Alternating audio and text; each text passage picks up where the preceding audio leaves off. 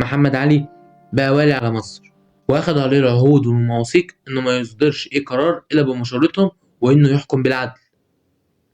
وفي الوقت ده انجلترا شمت خبر باللي حصل، وطبعا تولي محمد علي ما هوش في مصلحتها، فبعتت قرار للسلطان العثماني بيقولوا فيه يعزل محمد علي ويقول له مكانه محمد بيك الألفي اللي كان من المماليك. وبالفعل أصدر السلطان العثماني فرمان يوليو 1806 بنقل محمد علي لولاية سالونيكا. بس الشعب ما عجبوش الوضع وصار على السلطان العثماني، فاضطر السلطان العثماني إنه يلغي الفرمان. فالعلاقات باظت ما بين إنجلترا والسلطان العثماني طبعا.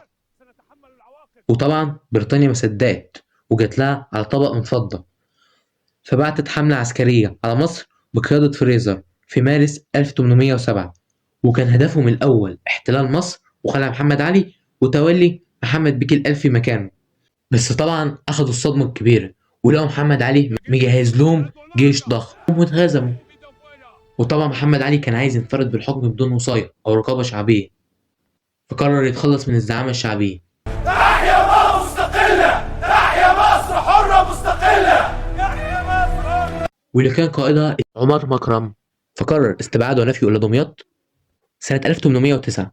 ينفي إلي دمياط، لا رجعة لي بعد الآن، هذا قدري وأنا أقبله. وده طبعا بعد خلعه من نقابة الأشراف.